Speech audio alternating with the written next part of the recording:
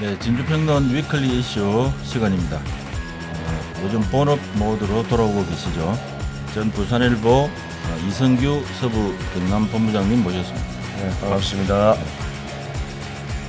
그런 말이 있죠. 백수가 갈아서 한다고. 요즘 너무 바빠가지고 촬영 시간도 제대로 안 지키고 좀 힘듭니다. 제가 오늘 위클리 이슈는 한 4가지 정도로 가져와 봤습니다. 먼저 첫 번째 좀 드릴 말씀이 그 배달의 진주, 네. 우리 공공 배달 앱 있죠, 진주에. 네. 배달의 진주가 이 3년 만에 운영을 중단을 했습니다. 네. 이 사실 이 공공 배달 앱이 가지고 있는 한계가 있죠. 그게 이제 시장 경제, 자유 시장 경제에 과연 이 공공 분야가 진출했을 때에 과연 시장 경제에 이겨낼 수 있을까? 그 처음부터 걱정했던 부분인데 그거죠. 시장 경제에 공공이 들어가면 사실 민간 그 배달 앱한테 경쟁력이 되겠느냐? 그게 원초적인 문제고. 취지는 좋았습니다만은 다른 방법을 찾는 게 나았지 않나 이런 싶기도 하고 그래요. 뭐 예산 떨어지면 이거는 무조건 뭐 자신력이 떨어지는 그런데 사실은 뭐 명분만 있고 또 경쟁력이 없다. 뭐 이게 일반적인 이제 공공 배달 앱에 대한 이제 평가이기도 하고. 근데 이제 취지는 좋습니다. 뭐 자영업자들의 그 중개 수수료를 조금 부담을 좀 덜어주고 뭐 그다음에 소비자들한테도 조금 이익을 좀 준다. 뭐 이렇게 가지고 이제 출범을 했는데 문제점은 그런 것 같아요. 가맹점도 적고 그다음에 또 앱을 이용하는 게 또 좀 불편해요. 사실은. 그 민간에서 개발한 민간 분야하고 이게 이제 시장 경제에 들어가면 공공 분야하고 시장 민간 분야하고 경쟁을 하면 저는 뭐 당연히 공공이 진다. 왜 시장 경제를 택하고 있는 우리 민주주의 시장 경제주의 자본주의 나라에서는 그렇고 이게 성공하려면 옛날에 뭐 권위주의 국가나 내지는 공산주의나 이런 데는 그런 데는 공공이 막 밀어붙이면 되죠. 근데 자유 경쟁 체제가 작동하는 시장 경제에서는 민간한테 공공이 집니다. 늘 그래왔어요. 근데 일단 그 공공의 의지가 좀 이제 저는 문제인 것 같고 의지가 이제 뭐 예산 문제인데 있는지, 예산 예. 떨어지면 이거는 뭐 당연히 경쟁력이 떨어지죠. 그래서 이제 돈의 상황이 어떤지 한번 보니까 돈에서도 이 소상공인 지원 명분을 가지고 이제 출발했던 이 공공 배달 앱들이 몇 년을 못 버티고 지금 운영 중단 사태가 속출을 하고 있거든요. 네. 그러니까 본부장님 말씀하신 이게 재정 투입 이게 이제 제일 문제인 것 같아요. 그래요. 이거 어떤 얼만큼 지속적으로 해줄 수 있느냐 뭐 이런 이제 문제가 있는데 경남 도내 배달 앱 현황을 한번 보니까 앞서 말씀드렸듯이 배달의 진주가 2024년 올해죠 11월 8일로 운영을 종료를 했고 그 창원의 누비고라는 게 있습니다. 네. 거기도 지자체 운영 중단 검토 공문을 또 발송해 놓은 상태고 네. 또 거제에도 있는데 배달 양산? 올 거제 여기도 서비스가 종료가 됐고 양산에도 뭐 배달의 양산인가 해가 있는 것 같기도 하고 옛날에 전국적으로 있는데, 많아요. 했는데 전국적으로 맞는데 문제는 이게 이제 하면 민간의 뭐 배달의 민족 이런 데 비해서 경쟁이 떨어진 이유가 아무래도 마케팅 면에서 공공이 약하거든요. 민간에 비해서. 그리고 이제 뭐 앱의 뭐 활용도입니까? 거기에 대해서도 또 어차피 식당을 하시는 분들이나 이런 분들이 아무래도 편리한 쪽을 또 많이 또 뭡니까 요청이 들어오는 쪽으로 그렇게 하겠죠. 하죠. 뭐 솔직히 뭐 예를 들어서 뭐 배달의 민족이나 쿠팡 이츠를 사용해 보면 이게 사용이 좀 편리하거든요. 그러니까. 편리하기는 편리한데 일단 이 배달의 진주 같은 경우에는 이제 그런 것 같아요. 뭐 예를 들어서 제가 2만 원짜리 통닭을 하나 시킨다. 그러면 5천 원을 이제 혜택을 줘요. 이게 진주 사랑 상품권을 준다. 5천 원을 주는 거예요. 그러면은 이 이제 공공 앱을 이제 운영하는 이제 업체는 이제 거기서 이제 수수료를 한 이제 2% 그러니까 보통 지금 10% 내지 배달의 10%. 민족이 한 10% 정도 되죠. 10% 정도 되는 것 같던데. 근데 한 2% 정도니까 이제 좀 적죠. 수수료 같은 경우에는 이제 그런 식으로 했는데 이게 이제 지금 그 매출 자체가 적다 보니까 그렇죠. 많이 사용을 안 하다 보니까 이용객이 적다는 거죠. 사용자 수가 이제 적으니까 이게 이제 이 배달 공공 앱을 운영하는 업체가 이제 계속 이제 적자를 계속 기록한 거예요. 그 자료를 보니까 지난 한 달 주문 건수가 5,824건, 매출액이 1억 5천만 원. 그리고 가맹점당 평균 매출 주문 건수가 6.5회, 네. 매출액 17만 원. 뭐 이런 그래가지고 정도 가지고는 답이 없다. 예, 답이 없는 거죠. 그래가지고 일단 그 진주 이 업체 이름이 아마 제가 보니까 우리 그 진주 배달의 진주를 한 업체 이름이 있습니다. 이것도 밑에 시켜거든요. 그 업체에서 이제 그 저 가맹점에게 이제 그걸 지불을 못한 거예요. 그렇죠. 이제 그 매주 이제 지불을 해야 되는데 이제 그 지불을 못하다 보니까 이제 이게 이제 공식적으로 문제가 이제 생긴 거거든요. 예, 그래가지고 현재 일단은 11월 8일자로 또 운영이 종료가 됐고 이 현재 이제 판매 대금 자체를 수수료 지급을 못하는 수수료는 자기가 이제 가져가는 거고. 판매 금액 정산이 늦어졌다 이래 있네. 그렇죠. 그래가지고 못 해가지고 제가 알기로는 한 2억 정도 지금 못 준 걸로 알고 있습니다. 그래가지고 어떤 언론에 보면 11월 말까지 그걸 지급을 하라라고 이야기를 했는데 다시 한번 좀 알아보니까 12월 말까지 그걸 지불을 하지 않으면 뭐 법적 조치를 좀 하겠다 뭐 이런 상태까지 현재 가 있는 것 같아요. 그래요. 참 취지는 좋은데 공공이 그러니까 시장 경제에 민간이 뛰어들면 민간이 하는 시장 경제에 공공이 뛰어들면 이런 문제가 늘 이런 위험이 취지는 좋습니다만은 이런 위험이 늘 있는 겁니다. 있어서 경쟁력 면에서 보면 공공이 떨어져요. 떨어지고 또 공공이 직접 운영을 안 하고 어차피 또 민간한테 맡기잖아요 이걸. 뭐 이중으로 그 관리 비용이 든다는 건데 참. 근데 타 지역 같은 경우에는 이제 광주 같은 경우에는 상당히 잘 되고 있는 편입니다. 그리 그나마. 하더라도 네, 그리 하더라도 그나마. 결국은 예산 투입이 되지 않으면 상당한 예산 매년 예산 투입을 상당히 해야 될 거예요 아마 그 갭 맞춤 차이 맞춤 보조를 해줘야 되기 때문에. 근데 저는 그렇게 봐요. 일단 공공 앱이라고 하는 게 이제 가진 한계는 이제 좀 뚜렷해 보이고 그러면은 이 공공 앱을 운영하는 지자체가 이제 얼만큼 노력하느냐의 문제도 저는 좀 짚어봐야 될 거라고 생각을 하거든요. 그 얼마 전에 보니까 이거 네. 말고 돈에 몇 개 진주의 배달의 진주를 비롯해서 창원 뭐 누비고 한데 경남도 차원에서 같이 공동 앱을 개발해서 하자 뭐 이런 논의도 있는 것 같던데. 뭐 그런 것도 있는데 이제 광주 같은 경우에는 지자체 자체에서 이제 광주 공공 배달 앱을 이제 홍보하는 홍보맨들 일종의 그 이광수 그 뭐 이 양반이 배우인가 코미디언인지 모르겠는데 이광수 그다음 뭐 박시동 정진욱 뭐 애널리스트 뭐 이런 경제평론가 박시동 씨나 뭐 이런 분들을 위촉을 해가지고 좀 공공 배달 앱을 좀 시민들이 좀 많이 활용할 수 있도록 하는 좀 이게 보조 장치 같은 것들도 좀 가동을 시키고 이제 이러다 보니까 광주 지역 같은 경우에는 이제 배면에서 독립하자.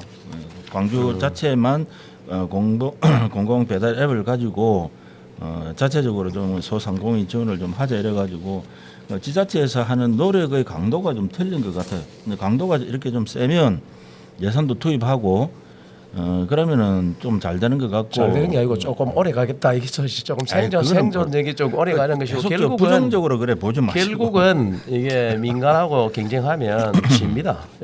시기만 어느 정도 가느냐. 근데 그 그런 필요성은 거죠. 있어요. 이게 배달의 민족이나 쿠팡 이체라든지 이제 이런 민간 그 배달 앱들이 수수료가 너무 과하고 저는 이 문제를 접근할 때 이제 어차피 그 중소 우리 상공인들을 보호하기 위해서 이거 만들잖아요 공공 앱을 그거 할 때에 이걸 공공 앱을 만들어서 이걸 이용하면 수수료가 쓰다 아니면 적다 뭐 수수료 없애겠다 그 수수료 문제만큼은 또 예산으로 지원하는 거잖아요 그래서 운영되는 건데 그게 아니, 수수료를 지원하는 게 아니고 그 진주 배달의 진주 같은 경우에는 이제 민간 앱 그 업체는 수수료를 가져가는 것이고 이제 소비자들한테 5,000원의 혜택을 소상공인한테 아니 근데 5,000원의 어차피 혜택을 예산이라는 주는 게 거죠. 그게 수수료 문제라든지 뭐 이런 이용객에 대한 혜택이라든지 어차피 예산을 가지고 지원해야 된단 말이죠. 그리 할 게 아니고 저는 이거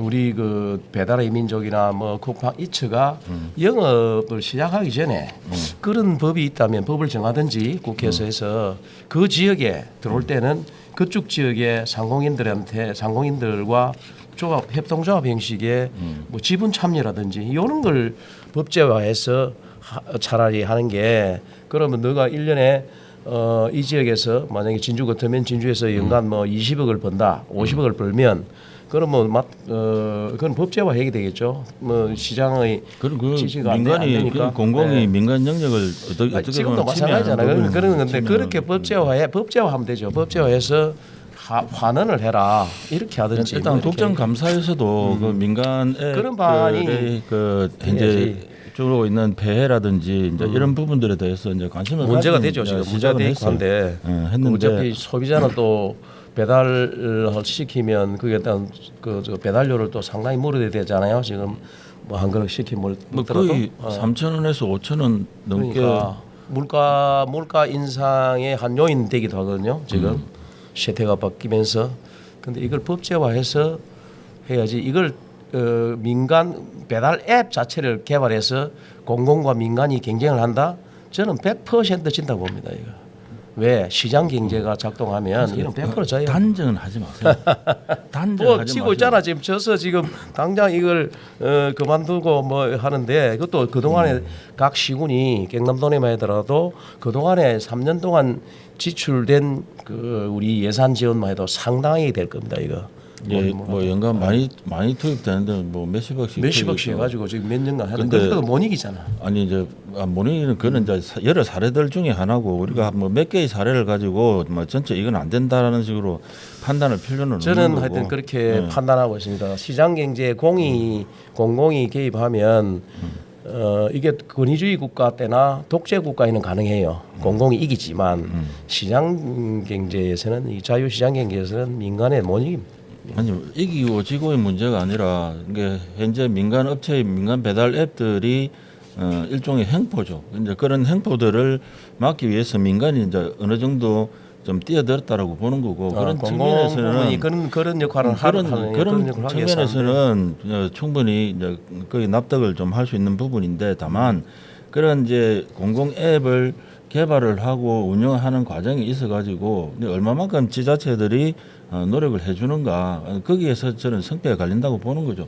결국은 특정한 예산을 지원을 해가 이 일을 하는 이유는 지역의 소상공인하고 지역 시민들한테 혜택을 주려고 하는 게 이 공공 앱의 목표거든요. 그래서 취지는 굉장히 좋지만 보이세요. 이거 보면 그러면 1년에 막대한 예산을 들여서 한단 말이죠. 그러면 막대한 예산은 안 갑니다. 막대한 예산을 들여서 하는데 3년간 상당히 지원했다니까요. 그래 되면 이걸 이제 시민들이 거기에 호응을 하거나 그러면 우리 그런 부분에 대해서는 책임을 져야죠. 아니 배달의 진주를 해가지고 어차피 돈이 예산이 투입이 되는데 이게 결국 적자로 해가지고 운영 중단이 됐다 하면 민간이 진주시가 끼어든 거잖아요. 끼어들어가지고 해가지고 이러한 결론을 났으면 이 부분에 대해서 진주시가 책임져야죠. 뭐 해보니까 안 되더라고 하고 모든 걸 그런 식으로 하면 안 된다는 뜻이고 했으면은 제대로 해가지고 돈이 얼마나 투입되든 간에 소상공인을 우리가 도와주자 시민들이 충분히 시민들에게도 혜택을 주자라고 시작을 한 건데 결론적으로 보면 그 목표를 달성 못한 거잖아요. 그 시민들의 호응이나 시장 경제의 질서상 저는 이게 마땅하지 않는 실책이었다 이렇게 생각. 앞으로도 마찬가지일 것이다 이렇게 보고 이야기만 하면 안 되고 그리고 이게 문제가 있는 부분은 그러면 이게 이제 시민들뿐만 아니고 이 앱을 깔아서 사용하고자 하는 식당 업주들도 상당히 이게 호응을 해야 되잖아. 자기한테 이익이 되니까. 근데 실제로 가맹점- 보면 그렇지 않다는 거지. 이게 아니죠. 지금 보면 한 건 하면은 그저 지역 상품권 해갖고 5천 원을 주는데 그런데도 불구하고 왜 안 하느냐, 왜 이렇게 활성화되지 않느냐 문제가. 소비자들이 네. 아직까지는 소비자뿐만 아니고 민간 앱에 못 따라간다는 거죠. 그런 거죠. 예, 네. 그런 서비스 어떤 질의 차원에서 이제 떨어지다 보니까 그런 부분이 있는 거고 그렇다면 시가 그냥 5천 원 한 건당 5천 원 하고 지역 상품권 해줄 테니까 좀 해봐라 이런 식으로 그냥 내 일 아니다는 식으로 해가지고 이런 결과를 초래한 부분에 대해서는 공공이 어떤 일을 하면 거기에 대해서 저는 책임을 져야 된다고 이야기 말씀을 드리는 겁니다. 이 공공이 그냥 뭐 다 성공할 수는 없죠. 다 성공할 수는 없고 민간하고 싸워서 이길 수도 없을 수도 있습니다. 그러나 이제 이러한 노력들이 계속되지 않으면 소상공인들이 지금 굉장히 어려움에 처해 있는데 다른 방안의 지원책을 찾는 게 낫겠다. 나는 그렇게 그래서 생각되죠. 그래서 뭐 시가 어차피 진주는 진주사랑 상품권을 가지고 이제 이렇게 예산 지원을 현금 예산이 지원되는 게 아니라 사실상 현금이긴 하지만 그래서 이제 그걸 좀 지원을 해갖고 소상공인을 좀 지원을 하겠다 이렇게 담당 부서에서는 그렇게 이야기하고 있는 모양입니다. 그걸 그냥 하고 있으니까 그렇게 하겠지라고 그냥 넘어갈 게 아니라 진주시 의회라든지 경남도 의회라든지 지역의 국회의원들 이런 정치인들이 이러한 사안에 대해 가지고 어떻게 사후 처리를 어떻게 하고 있는가 이런 부분까지도 저는 반드시 좀 꼭 짚어가야 된다고 그리 생각을 합니다. 일단 공공과 민간의 싸움이 있어서 민간이 가진 자본력이라든지 이런 것들을 이길 수는 없죠. 그건 명백한데도 불구하고 이렇게 전국적으로 공공 앱들이 나오게 된 이유는 그 지역 해당 지역의 상공인들을 도와주고 그다음 소비자들한테 얼마간이라도 혜택을 주려고 했던 그런 순수한 의도는 취지는 의심할 필요는 없고 다만 그렇게 공공 앱들이 이렇게 좀 이렇게 안 되고 있는 이런 상황들에 대해서는 조금 안타깝다는 생각이 듭니다. 그러나 계속 지속해야 될까요, 이걸? 저는 지속을 한번 지속돼야 되느냐? 과연 이게 지역 상공인들을 도우는 최적의 방안이냐? 그런 건 아니겠죠. 그런 건 아닌데. 그런 건 아니겠죠. 다른 지금 좀 이게 이제 공통적으로 나타난 상황이거든요. 그렇지. 우리 지역뿐만 아니고 전국적으로. 이제 그래서 그 다시 한계가 드러나는 재검토를 저는 재검토를 할 필요가 있다 이렇게 보죠. 그래서 일단 재정 투입을 통한 이 공공 배달업의 지속성에 일단 우리 본부장님 말씀하신 이게 재정 투입이 들어가는 이 공공 배달업의 이 성과는 굉장히 중요하거든요. 왜냐하면 공공 재정이 들어가기 때문에 그래서 그 부분에 대해서 그냥 살짝 지나치고 그냥 안 되는구나 하고 넘어가서는 안 된다. 뭐라는 부분을 좀 말씀을 이제 드리고 싶었던 겁니다. 뭐 진주뿐만 아니고 뭐 타 지역도 다 비슷한 그런 상황들을 겪고 있기 때문에 그 부분을 좀 말씀을 드리고 좀 향후 대책들 소상공인을 위한 지원을 위한 좀 더 나은 대책들이라든지 정책들이 좀 더 좀 나왔으면 좋겠다. 다른 지역 하니까 우리가 한번 해보자 이런 식으로 하면 사실 예산 버리는 거나 마찬가지거든요. 우리 본부장 말씀하신 대로 그 한 분야에 계속적으로 예산을 투입하고 정책을 계속 견제해 나가기가 쉽지 않은 부분이 있기 1년에 때문에 몇십억 최소 몇십억을 투입했을 것인데 그러면 상당한 성과가 나가야 되거든요, 그죠? 그렇죠. 3년을 했는데. 3년 했는데 그런데 자꾸 쇠퇴한단 말이죠. 그러면 근본적인 원인이나 문제점을 한번 파악해서 이 사업이 과연 타당한가? 이게 과연 지역 상공인들한테 도움이 되는가? 도움이 됐는가? 그런데 왜 이때까지 시민들은 호응도 이렇게 낮지? 그 부분도 한번 파악을 해서 만약 이와 뭐 대체되는 서비스를 하나 공공 앱을 개발하거나 뭐 경남도 차원의 전체적인 하더라도 한 번 더 재검토를 근본부터 해봐야 된다. 사실 고백하건데 저는 배달의 진주 솔직히 있는 줄도 몰랐습니다. 사실 뭐 그런 상황이죠. 뭐 쿠팡 이츠 쓰고 쿠팡 이츠 쓰면은 뭐 배달 무료 해주고 뭐 그다음 배달의 민족 하면 뭐 여러 장치 없이 그냥 쉽게 할 수 있으니까 근데 그 전국적으로 갖고 거죠, 있는 앱이 그 뭐 서울에서 내한테 밥을 한 끼 보내줄 수도 있는데 우리 배달의 진주를 사용하면 그런 서비스 가능하냐 이 말이죠. 그래서 그렇죠. 민간 업체와 공공은 진짜로 다른 방안으로 찾는 게 낫지 않나. 차라리 만약에 뭐 지역 경제를 위하고 지역 상공인들을 위한 소상공인을 위한 것 같으면 차라리 뭐 세금을 깎아주는 뭐 방안 뭐 이런 게 차라리 낫지. 이거는 민간 업체와 막강한 마케팅 영역을 가지거나 이런 기획력을 가진 민간 업체와 공공이 경쟁을 한다는 것은 근본적으로 저는 바람직스럽지 않다. 경쟁의 문제도 문제인데 이게 타적에서 하니까 우리도 해보자 이런 그 아주 그거는 무한해동이고. 그런 정책들이 사실은 전부 다 그런 방식으로 해갖고 지자체에서 벤치마킹. 그러니까 제가 이야기하더라 하니까 옛날에는 벤치마킹이라는 그 굉장히 그 뜨는 용어가 있었는데 하도 문화 부분에 벤치마킹을 하면서 어디 똑같더라 어디 가더라도 좋게 말하는 게 벤치마킹이고 나쁘게 말하면 백킹인데 그 차라리 벤치마킹을 보내지 말자 공무원들을 그래서 독특한 문화가 생성될 수 있게 진주만의 특성이 없다는 거예요. 배달의 진주, 창원 누비고 배달올 거제 다 그냥 다른 타 지자체에서 하고 하니까 그냥 시작한 거예요. 그래가지고 이제 결론은 이런 식으로 나온 거고 조금 더 이런 이제 공공 영역에서 하는 일들은 좀 더 전문가들도 좀 참여시키고 해가지고 좀 제대로 된 좀 실패하지 않는 정책이 좀 되었으면 좋겠다는 말씀을 드리면서 이 부분은 안타깝지만 안타깝지만 뭐 그런 식으로 그 정도 정리를 하죠. 그다음에 이제 경남도의회에서 그 행정사무감사를 하는 과정에서 그 우리 공공기관 2차 이전 우리 뭐 기대하고 있었지 않습니까? 네. 사실 백지화될 수도 있다라는 그 이야기가 나왔습니다. 그게 좀 지역으로서는 굉장히 좀 우리 이제 경남 앞정부 때 이거는 앞정부 때 그 대상 기관까지도 상당히 선정이 되어 가지고 각 지자체들이 우리 핵심 도시를 가지지 않는 핵심 도시들마저도 유치를 두고 상당히 경쟁을 물밑 경쟁을 해왔거든요. 했죠. 했는데 정부가 이제 바뀌고 바뀌어 가지고 지금 이거 할 여력이 없지 싶은데 지금은. 근데 일단 이 이제 공공기관 2차 이전은 이제 윤석열 대통령하고 이재명 대표하고 모두 대선 공약입니다. 대선 공약이고 그다음에 정부의 국정 과제에 포함된 내용이거든요. 그럼 이건 이제 실천을 해야 되는데 지금 이제 윤석열 정부가 들어선 이후에 지금 2년 6개월이 지났는데 아직 윤곽도 아직 안 드러나고 있단 말이에요. 그럼 지역들은 지역별로 막 서로 유치하기라고 자기들끼리 움직이고 있고. 앞정부 때 상당히 유치 경쟁을 물밑 경쟁을 많이 해왔어요. 네, 많이 했죠.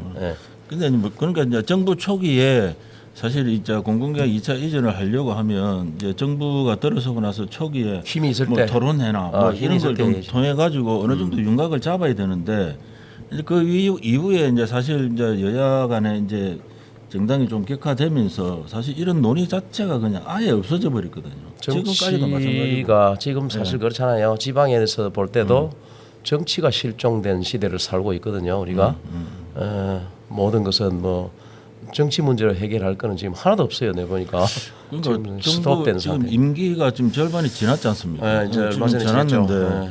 이제 사실은 이제 비수도권 이제 서울 경기를 제외한 비수도권 지역 같은 경우에는 사실 희망 고문을 당하고 있는 거예요. 이게 들어와야 지역이 살아날 수 있는데 그 정작 정부에서는 신경 안 쓰거든요. 그런데 최근에 보면은 국회의사당을 세종시로 옮기자 이 이야기 있었잖아요. 그거는 우원식 국제의장이 그 세종까지 가가지고 뭐 옮기겠다 뭐 그런 이야기가 사실은 가시화되고 있는 상황이거든요. 근데 지금 2차 그 공공기관 2차 이전 논의 같은 경우는 진짜 안개 속에 있습니다. 지금 현재. 이 어떻게 될지도 모르고 그래서 박성도 의원이 경남도의원 도의원 차원에서 이야기한 거죠. 박성도 의원이 이제 물어본 거예요. 이제 그 경남도 균형발전단장한테 2차 공공기관 이전이 어찌 되냐 이러니까 그분이 이제 그렇게 이제 국토부에 전화를 해본 모양이에요. 그러니까 현재 계획이 없다. 지금 뭐 드릴 말씀이 없다. 경남도 의회 차원에서 이걸 물어볼 게 아니고 실제로 우리 지역 국회의원들이 국회에서 대정부 질의를 할 사안이지 경남도 의회에서 이걸 질의를 할 사안이 아니잖아요. 아니 물어볼 수 있죠. 물어볼 수 있는데 시의원도 물어볼 수 있죠. 물어볼 수 있는데 사실상 우리 지역 국회의원들이 이거는 대정부 질의를 할 사안이었고 맞아. 그건 뭐 그 일면 그런 측면도 있어요. 근데 한 번 더 뭐 지금 이 방송을 보는 우리 지역 국회의원들이 있다면 지역 국회의원들이 대정부 질의상 이거 한번 물어보는 것도 맞습니다. 그 지금 핵심 도시를 가진 전국에 있는 10개 지역도 이게 저 바라고 있거든요. 핵심 도시 완성 각 지역에 있는 핵심 도시 제대로 된 핵심 도시를 만들려면 2차 공공기관 이전을 통해서 이걸 채워야 되거든요. 텅텅 비어 있는 그죠? 본부장님 말씀대로 여야 정치권을 어떻게 지금 이야기하냐 지역에서 요구를 하면 들어봐야 되는데 우리나라 수도권 초집중 지방 소멸 문제는 매우 심각한 상황이다. 그래서 2차 공공기관 지방 이전은 수도권 일극주의에 대응할 핵심 열쇠다. 입으로는 이렇게 떠들죠. 그런데 그 이후로는 어떤 행동에도 착수한 바가 없다는 거죠. 그래서 일단 현재로서는 이 공공기관 2차 이전 자체가 이 정치적 소재 지금 내년이면 또 그 사실상 또 뭡니까 지방선거 총선이라는 지방선거 들어가죠. 지방선거 이제 좀 들어가지 않습니까? 네. 그럼 또 요거 가지고 또 한번 공약하고 공약하고 또 혹시 몇 또 년 보내고 혹시 또 이거 할 수도 있습니다. 이런 식으로 또 지역민들한테 이 또 홍보를 할 거란 말이죠. 그래서 방금 그 본부장님 말씀하신 대로 지역에 있는 국회의원들도 마찬가지고 현재 그 공공기관 2차 지방 이전 자체가 안 되는 부분에 대해서 지역이 좀 이렇게 소리를 내야 되지 않을까요? 이런 식으로 그냥 앉아 가만히 있는 게 맞는가요? 그럼 지역에서 소리 내는 방법이 어떻게 뭐 죽창을 깎아야 됩니까? 일단은 뭐 안 되면 주창이라도 깎아야죠. 그게 이제 그게 우리의 여사를 그러니까 이제 우리 국민들이 우리 시민들이 우리를 대리해서 우리의 주권을 위탁한 사람들이 정치인들이잖아요. 그 정치인들한테 이걸 강력히 우리가 지금 요구해야 돼요. 우리를 대표로 보낸 국회 특히 국회의원들한테 이런 거 너 뭐 하고 있노? 이런 걸 좀 국회 대정부 질의에서 이런 걸 한번 해달라. 그렇게 강력히 지역민들이 요구를 해줘요. 우리 주권을 위탁한 국회의원들한테 이거는 국회의원들이 할 일이거든. 네, 우리 본부장이 이제 본원 모드로 조금 돌아오셨는데 앞으로도 좀 계속 좀 그렇게 말씀해 주시고 국회의원들한테 우리가 요구해야죠. 이게 요구해가 우리 주권을 맡겨놨어 위탁해놨으니까 정치인들한테 이거 해야 되고. 지금 현재 그 본부장님도 그리 생각하시죠. 현재 경남 핵심도시가 진주 핵심도시 같은 경우에도 뭐 시일이 한 15년 가까이 지났지 않습니까? 지났는데도 불구하고 사실 이 지역의 핵심 도시가 지방 소멸이라든지 지역 소멸이라든지 이런 부분에 대해서 기여한 측면이 저희들 볼 때는 그렇게 없거든요. 아닙니다. 저는 그렇게 생각합니다. 이게 만약에 맞습니까? 진주의 핵심 도시가 유지되지 않았다면 진주 인구는 이미 30만 이하로 내려가실 것이다. 이렇게 생각하고 있고. 기대치에 못 미친다는 이야기지.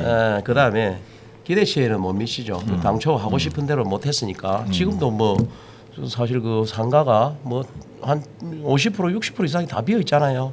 여기 공실률이 저쪽에는 28%, 공공 저쪽에 핵심도시 쪽에 한 28%. 전국의 다른 지자체를 다른 지자체에 들어와 있는 핵심 도시를 가면 그나마 경남 진주 핵심 도시는 그나마 그 잘된 핵심 도시 자기들이 그런다고. 누가요? 자기들이 지금 들어와 있는 핵심 도시에 들어와 있는 기관들도 기관들이 그나마 잘된 그나마 우리 10개 핵심 도시 중에 그나마 잘된 핵심 중에 하나. 우리 진주는 이게 문제예요. 하도 빼앗기고 살다 보니까 이 경남 진주 핵심도시 하나 들어와고 공공기관 들어와고 지방세 많이 내고 뭐 이러니까 옛날보다 나아졌으니까 더 좋아졌다 이런 식으로 아니 평가를 실제로 하는데 다른 데나 경북 뭐 김천에 있는 핵심 도시나 뭐 이런 데 있잖아요. 나주나 이런 데 가보면 그나마 그 짜임새나 아직 그래도 조금 다른 데보다는 좀 나은 편입니다. 진주 경남 우리는 도시가. 뭐 당당하게 요구를 하지 않는지 모르겠어요. 이 정도 하도 충분하다라고. 충분하다가 아니고 미흡하지만 다른 데 비하면 10개 도시에 비해서 10개 핵심 도시 중에서는 그나마 많이 좀 나은 편이다. 충분하진 않지만 아직도 멀었지만 그런 이야기. 뭐 본부장님이야 뭐 도에서 이야기할 이야기가 아니라고 이야기를 했는데 아니 제가 경남 그 박성도 의원하고 연락을 했습니다. 연락을 해가지고 이게 뭐 어차피 국회의원 뭐 이야기 안 하는 사람들 불러다가 뭐 어차피입니까 이야기 못 하는 거고 그래서 박성도 의원한테 이야기 그 자리에 좀 나와가지고 그 내용을 좀 이야기해달라 하니까 흔쾌하게 오케이를 했습니다. 그래서 아마 이제 뭐 당장 지금 이제 도의회가 정렬하고 있기 때문에 당장 모시지는 못해도 요 부분에 대해 가지고 박성도 의원 오시면 좀 자세한 내용을 좀 물어보고 그다음에 이제 국회의원이나 지역에서 어떻게 좀 대응을 해야 되는지 이제 지금부터라도 이 공공기관 2차 이전에 대해서 지역이 좀 대응책을 마련을 해야 되지 않느냐 진주시도 손 놓고 있으면 안 되고 지역의 정치권도 저는 마찬가지로 보는 거거든요. 자기 총선 때까지 기다려야 됩니다. 이것도 그럼 몇 년을 기다려야 됩니까 지금? 우리 고속도로 대전 지역 고속도로 저거 선거 몇 번 해가 된 줄 압니까? 그래서 우리 본부장 말씀하신 대로 이 남부 내륙 고속철도가 이제 착공을 한답니다. 2025년도 내년 예. 돈이 얼마 들어가냐? 6조 6,920억 원. 야, 목표는 목표는 2030년에 완공 목표로 한답니다. 그래서 남부 내륙 고속철도는 우리 진주 평론에서 잠깐 기념으로 이제 토론회도 한번 그때 당시에 했었습니다. 그래서 이제 남부 내륙 고속철도가 무엇이냐? 경북 김천 삼락동입니다. 삼락동에서 거제시 사등면을 연결하는 대형 국책 철도 사업이 남부 내륙 고속철도 사업입니다. 이게 현재 국가철도공단이 발표한 바에 따르면 도내 6개 시군, 합천군, 산청군, 진주시, 고성군, 통영시, 거제시 이렇게 이제 6개 시군을 이제 지난다고 합니다. 그래서 뭐 착공하는 거는 좋은 일이죠. 지역으로 봐서는. 이게 사실 요 김천선의 경우에는 우리 김천간 진주수 김천간의 경우는 사실 일본 강점기 시대에 이게 이제 설계를 했다가 설계도도 남아 있다 하거든요. 그게 이제 그때는 삼천포 항으로부터 출발했던 그거였는데 그게 무산되고 그동안 뭐 여러 수십 년 동안 70년 동안 뭘 하고 있다가 낙후된 사실 낙후 서부 경남의 어찌 보면 발전축 뭐 이렇게 발전을 위한 그런 게 됐는데 이거 노선을 두고도 얼마나 또 말이 많았어요. 그죠? 많이 많았죠. 겨우 이제 김천에서 경부 고속도로가 지나는 김천에서 이제 거제 가는 쪽으로 당초 노선은 원래 이제 진주에서 김천으로까지 가는 요 노선이었는데 거제도라는 또 우리 조선 중심지가 거기 있으니까 이렇게 해서 연결된 거죠. 당초 KTX가 들어왔을 때 제가 그 토론회에 한번 참여한 적이 있었는데 그 지금 진주에서 서울까지 버스라면 3시간 30분 걸리죠. 3시간 반 남부 터미널까지 3시간 반 정도. KTX는 똑같죠. 금액은 거의 2배 가까이 돼요. KTX가. 돌아가니까. 예. 근데 이게 이제 그때 당시에 제가 그 말씀 드렸어요. 이게 시간당 180km로 가가지고 하루에 2번 정도 당초에는 진주에 KTX가 들어오기로 됐었거든요. 그게 무슨 KTX냐? 그 어떻게 그런 식으로 해가지고 이 KTX가 부르기 어렵다. 그래가지고 이제 운행 시간도 좀 늘리고 이제 한 그런 이야기가 있었는데 이게 남부 내륙 고속철도도 이제 그런 이게 지역 간의 이해관계가 있잖아요. 우리 지역도 들어왔으면 좋겠다. 서서 갔으면 좋겠다. 그런 이야기는 있었는데 일단은 이제 2시간대 뭐 2시간 30분? 네. 한 1시간 정도 줄어든 것 같습니다. 우리가 여기서 가면 진주에서 진주역을 출발해서 가면 김천 이게 지금 우리 신진주역에서 가는 창원을 거쳐서 삼남긴에서 경부 고속철 연결되어서 동대구로 가서 가는 그거에 비해서 굉장히 거리는 굉장히 짧아지죠. 짧아져서 그러니까 거제로 보면 거제역에서 통영 그다음에 고성 갔다가 진주 갔다가 합천 갔다가 경북 성주 갔다가 김천까지. 그 일단 이제 역은 설치됩니다만은 그게 이제 각 뭡니까 우리 지금 KTX도 마찬가지인데 서른역 안서른역을 구분해서 가거든요. 몇 시 출발한 거는 무슨 역에 서고 이런 게 있잖아요. 부산역에 서는 거 있고 옛날에 와 부산역에 서는 거 기차 있듯이 타본 지 오래돼가지고 그래 돼가지고 이게 다 선다는 게 아니에요. 이게 몇 시 출발 기차는 바로 뭐 서울 김천 바로 진주만 바로 온다든지 이렇게 되고 어떤 절차는 합천역에 한번 정차를 한다든지 이런 게 다 구분되어 있기 때문에 이게 다 선다는 게 아니고 다 서면 완행 열차지. 그런데 보면 이게 이제 남부 내륙 고속철도가 뭐 이제 내년에 착공해서 2030년에 이제 완공 목표로 하는데 이제 뭐 착공하고 하는 건 저는 좋다고 봐요. 그러면 이제 남부 내륙 고속철도 시대를 대비해 가지고 그럼 진주는 지금 현재 어떤 대응을 하고 있느냐, 혹은 어떤 준비를 하고 있느냐 이 부분도 좀 살펴봐야 될 것 같거든요. 저는 개인적으로 이 작은 나라에 저는 사실 그 고속철도 KTX 나는 반대론자였거든요. 왜냐? 아마 이거 개통되고 준비 없이 개통되면 진주에 있는 중소병원, 뭐 미장원, 뭐 할 것 없이 극장 싹 발대 효과 때문에 굉장한 타격을 입을 것이다. 오히려 발전하는 것보다는 피해가 더 많을 것이다. 이렇게 옛날부터 나는 생각해 왔고 그거는 어떻게 추론을 할 수 있냐면 진주를 옆에 두고 있는 제가 산청 출신인데 산청군에서 산청군의 국민들이 진주시에 와서 소비하는 게 많습니까? 진주 시민들이 산청군에 가서 소비하는 게 많냐를 생각해 보면 아 이거는 명약관하다 나 이렇게 보죠. 지금 먼저 KTX가 들어와 있는 밀양의 경우에 보면 그 밀양 같은 경우는 뭐 부산도 가깝고 대구도 가깝고 서울도 가까워졌는데 그럼 발전해야 되잖아. 많이 인구도 늘고 오히려 그 반대입니다.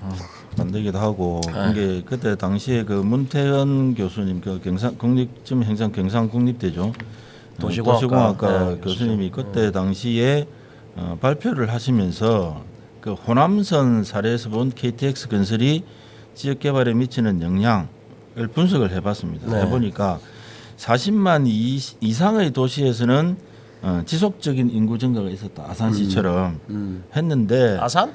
예. 아산은 여기하고 다르잖아요. 아니 그러니까 그건 수도권인데. 지금 분석하잖아요. 내가 분석한 것도 아니고 지금 이야기하잖아요. 근데 40만 이하의 도시에서는 일부 증가나 감소를 했다. 이게 이제 사실은 이제 들어와 가지고 이제 실제적으로 분석 결과니까 그러니까 진주 같은 경우 지금 35만 채 못 되지 않습니까? 그러면 일단 분석 이제 사전 사례로 봤을 때는 진주 역시도 뭔가 좀 이게 KTX를 대비해서 좀 핵심적인 정책이라든지 이런 정책이 인프라를 그 뭐 갖춰야지. 쉽게 이야기하면 KTX 타고 진주에 올 수 있게끔 아니 오기는 오지. 오기는 오는데 그 사람들을 어떻게 여기서 소비를 시키고 그러니까. 여기 머물게 할 수 있느냐가 제일 중요한 거지. 그러니까 오게는 그런 뭐- 이야기 많이 했잖아요. 서울 사람들 KTX 타고 오는데 진주 내리겠습니까? 거제 내리겠습니까? 그러면 그 대부분 거제로 진주 내리기는 내려도 진주 이 머물지 않고 다시 또 가지. 그렇다 봐야지. 그러니까 지금 현재의 내렸다가 기준으로 보면 그렇다는 거고 그 전에 이제 빨리 진주도 다른 데 없는 뭔가를 만들어야 잡아놓을 수 있는 외지 사람들을 매력 있게 만들어야 이게 우리가 살지. 오히려 마이너스 효과가 더 큰 거 아닌가 나는 걱정되는 게 그런 거예요. 그래서 뭐 그때 당시 이거 저희들 토론회를 2020년에 했거든요. 지금으로부터 4년 전인데 그때 당시에 그 발표자분 중에 한 분이 이런 이야기했습니다. 개통 이전까지 KTX 개통 이전까지 진주시가 추진하고 있는 관광 개발 사업들, 대형 프로젝트 이런 게 완공이 필요하다. 4년 전에. 그래서 이제 그 지금 현재 시가 하고 있는 게 진양호 르네상스 프로젝트, 원더풀 난강 프로젝트, 그다음에 구 진주역 복합문화공원 조성. 뭐 크게 보면 이제 요 세 가지인데 네. 현재 어느 정도 되고 있는 거는 지금 현재 구 진주역의 복합문화공원은 되고 있는데 진양호 르네상스나 원더풀 난강 프로젝트 같은 경우에는 아직까지도 그 모습이 좀 잘 안 보이거든요. 그래서 물론 진주에 있는 어떤 관광 자원들 다양하다고 봅니다. 타 지역에 인근 지역에 비해서도 이제 많이 있다라고 보는데 이제 이게 과연 이제 KTX 시대에 타 지역의 인구들을 끌어들일 수 있는 흡인력이 있는가? 라는 문제에 대해서 정말 냉정하게 판단을 해야 될 때다. 이제 그런 말씀을 하셨거든요. 네. 그래서 그리고 진주가 추진하고 있는 사업들이 과연 진주에만 있는 것인가? 라는 부분도 좀 심각하게 고민을 해야 된다. 그래서 그런 이제 말씀을 좀 하시더라고요. 그래서 지금 현재 KTX가 옵니다. 이것만 홍보할 게 아니라 진주가 KTX 시대를 대비해서 이제 어떤 준비 지금이라도 2030년 목표니까 이제 한 5년 정도 남았지 않습니까? 근데 그때 어떻게 우리가 준비를 해갈 것인가라는 이제 좀 고민을 해야 된다. 근데 그런 이제 말씀을 드리고 싶더라고요. 요 대목에 한번 이제 바로 잡아야 될 게 뭐냐 하면 진주 지금도 KTX 오고 있거든요. 다만 돌아서 온다는 거지.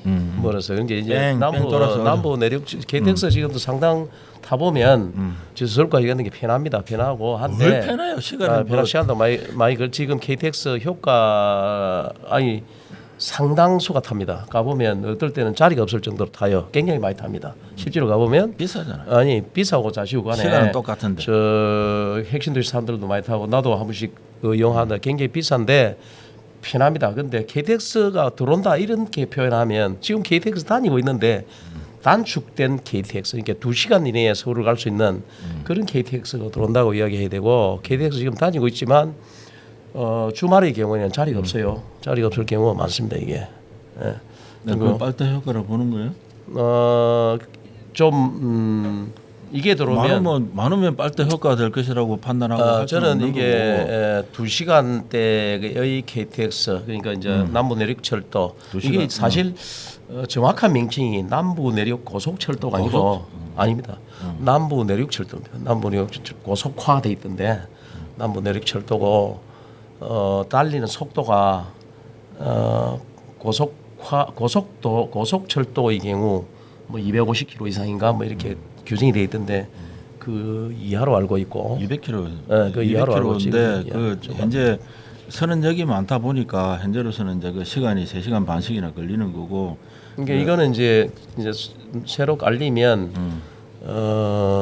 일단 주행 거리가 짧기 때문에 노선이 짧기 때문에 서울까지는 수도권까지는 빨리 갈 수 있는데 문제는 이럴 경우 저는 진주가 지금 현재의 기준으로 보면 지금 이대로 가면 만약 이 30년도 2030년도에 완공이 되면 진주가 외지 관광객이 많아질 것이냐 오히려 진주 사람들이 서울을 많이 갈 것이냐 그 뒤에 것이라 보죠.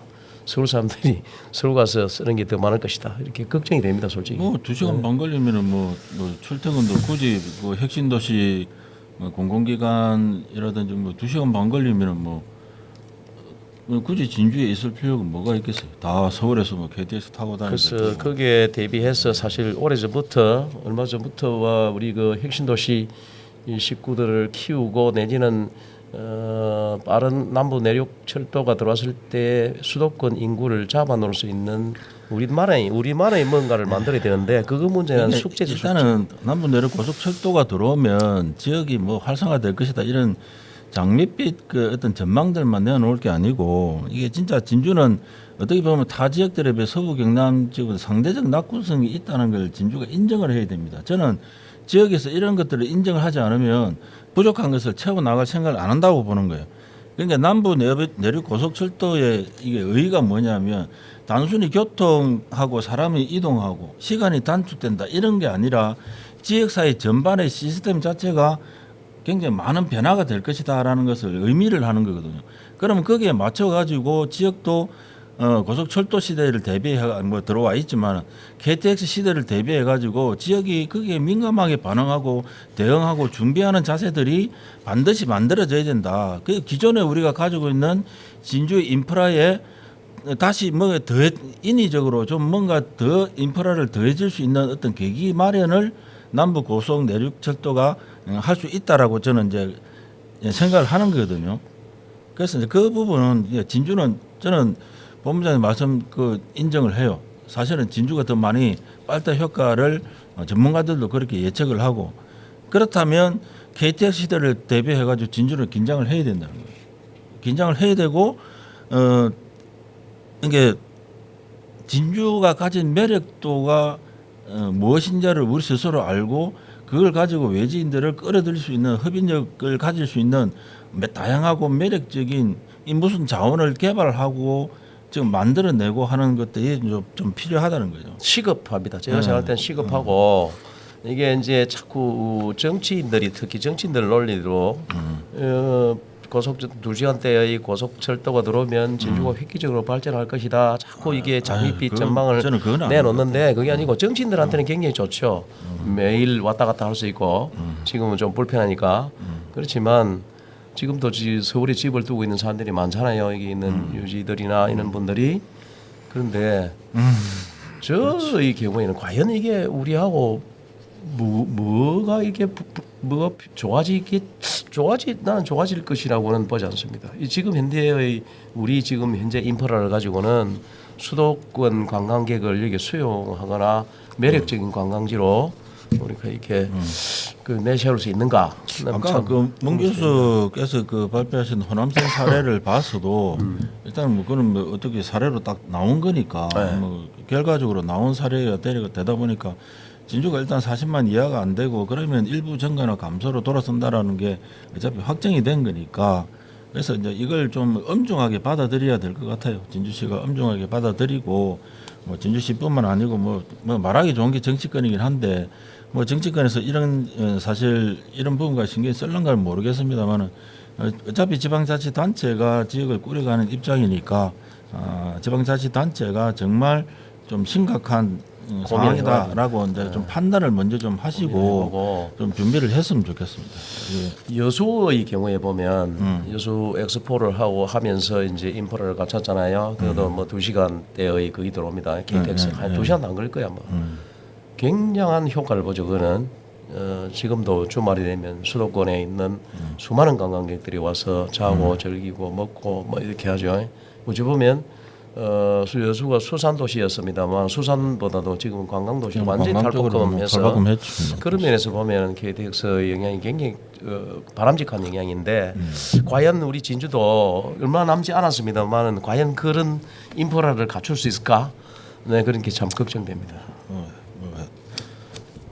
일단 뭐 걱정된다는 걸로 해가지고 일단 좋은 일인데 왜 이렇게 걱정이 되는지 좋은 일이 아닙니다. 걱정이 되는지 모르겠습니다. 자, 이거 뭐 시간이 좀 많이 가는데 마지막으로 우리 오늘 경남도 의원님들 이야기가 많네요.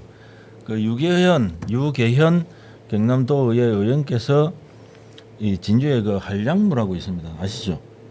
네. 예, 뭐 선임하고 뭐 한량하고 기생하고 이 나와가지고 하는 이제 단체 종목인데 이 한량무 보존회가 이게 솔직히 이야기하면 한 30년 동안 지금 거의 내홍을 겪고 있습니다. 예, 이 부분에 대해서 유계현 이제 도의원께서 도가 나서라 이기네요. 예, 이제 토론회도 사실 한번 했거든요. 경남 지역 무형유산의 전성 활성화와 국가 무형유산 성격 방안 모색 이렇게 이제 주최를 하셔가지고 개인 이제 유계현 의원 개인 이제 주최를 해가지고 이제 그때도 한번 다뤘습니다. 다뤘는데 지금 이제 한량무가 지금 이제 경남도 지정 무형유산 제 3호거든요. 근데 이제 보존회 자체에서 보존 지역이 진주가 돼 있죠 이게. 네, 예. 그래서 이제 이걸 사실은 경남도가 무형유산 관련 이제 조례도 보면 이제 상당히 타 지역에 비해서 좀 엉망입니다. 이게 뭐 한 그때 당시에 그 변철이 경남연구원 옛날에 경남연구원 그 연구원이 이제 조례에 관해서 발표를 했는데 뭐 성한대가 한 군데도 거의 없을 정도로 굉장한 문제점이 조례가 있었습니다. 그래서 그 조례도 좀 다시 정비를 해야 되겠고 아마 유계현 의원께서 말씀하신 거는 이제 한량무 보존회 자체가 타 지역도 마찬가지더라고요. 근데 한량무 자체에서 이게 이수자 뭐 이게 전성자 이수자 뭐 예, 막 이런 계속 갈등이 이제 끝날 수가 없는 거예요. 보유자. 예, 보유자 자체가 지금 아마 90이 넘은 걸로 알고 있는데 그러니까 이제 보유자가 되고 싶은데 이제 못 되고 하다 보니까 서로 간에 막 여러 가지 좀 문제점이 있는 모양입니다. 그래서 아마 유계인 의원이 이제 그런 이야기를 했습니다. 문화체육국 행정사무감사에서 했는데 한량무 보존회가 10년이 넘도록 내부 갈등으로 인해서 제대로 된 활동을 하지 못하고 있는 상황이 안타깝다. 근데 도가 단체 내부 갈등 문제로만 치부를 하고 이 문제를 방치하고 있는 것으로 보인다. 그래서 경상남도가 좀 적극적으로 개입을 좀 해야 되지 않느냐. 뭐 이렇게 말씀을 하신 모양입니다. 그에 대해서 김현미 역사문화유산과장이 경상남도 진주시에서 뭐 정상화 방안을 여러 차례 받았다. 그리고 보존회가 원만하게 갈등을 해결할 수 있도록 많은 기회를 드렸다. 현재 정상화 과정 중에 있다. 이거는 그냥 입에 발린 멘트 같습니다. 이게 벌써 뭐 드러난 게 10년이고 그 안에 내부적으로 30년인데 단지 이런 식으로 해가지고 그냥 어물쩍 넘어가서는 안 됩니다. 이 부분에 좀 명확하게 좀 할 필요가 있다. 그런 생각이 강력한 행정력을 가지고 경상남도 저 지정권자가 경상남도니까 이거 막 내부 갈등 문제 해결, 자체적으로 해결 못하면 지정 취소하겠다 이 정도까지의 그 강력한 그 신호를 보내지 않으면 저도 이 문제를 좀 아는데 이거 오래됐습니다. 이게 막 해결하기는 어려울 것이다. 자체적으로 해결이 불가능합니다. 자체 해결 불가능합니다. 그래서 저는 토론에서 그런 이야기를 했어요. 뭐 한령무 하면 한령무가 1976년도 그때 당시에 무형유산 이런 지정 제도가 제도는 있었는데 사실은 그런 단체들이 없다 보니까 뭐 그 대한민국 무슨 민속예술경진대 이런 데서 한량무가 나와서 대상을 탔어요. 그러다 보니까 그런 행사들을 통해 가지고 지역의 무형유산들이 나오면 그걸 지정을 해주고 하는 이런 방식이었거든요. 그러다 보니까 보유자 한 분이 와 또 저 양산인가 기장에 계셨는데 돌아가셨나 그분. 김덕명 선, 김덕명 선도 그 지역도 다르고 뭐 이래가지고 거기에 대한 내용이 풀 수가 없는 문제. 그러니까 단순히 자기 자체들 회원들 보유자나 뭐 그 전승자들의 몇 개나 하고는 풀 수 없는 문제가 있더라고. 그러니까 안 그러면 경남도가 의지를 가지고 안 그러면 이거 몇 년까지 해결 못하면 지정 문화재 무형유산 지정을 취소하겠다는 강력한 행정 조치를 저는 그렇게 말씀드렸습니다. 토론회에서 한량무를 비롯해 가지고 지금 현재 내부적으로 갈등을 겪고 있는 단체들 그 내부 갈등은 충분히 이해하지만 대외적으로 이런 무형유산들이 가지는 가치 이런 것들이 있습니다. 그런 것들을 내부 문제를 가지고 진주 한량무 이러면 전부 그냥 싸움만 하는 단체 이렇게만 지금 치부를 하고 있거든요. 이런 부분들은 한량무 보존의 내부 자체에서 정말 문제 있게 이 문제를 받아들여야 됩니다. 심각하게 받아들여야 됩니다.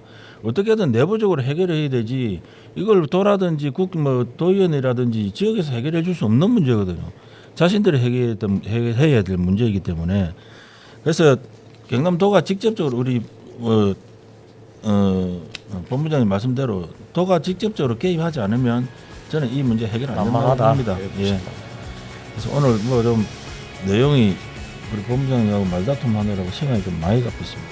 견해가 다를 뿐이지 말다툼 한 건 아니야. 말다툼 해야 됩니다. 견해가 다를 뿐이다. 세상을 보는 눈이 다르다. 네, 오늘 진주평론 위클리 이슈는 여기서 마치겠습니다. 수고하셨습니다. 네.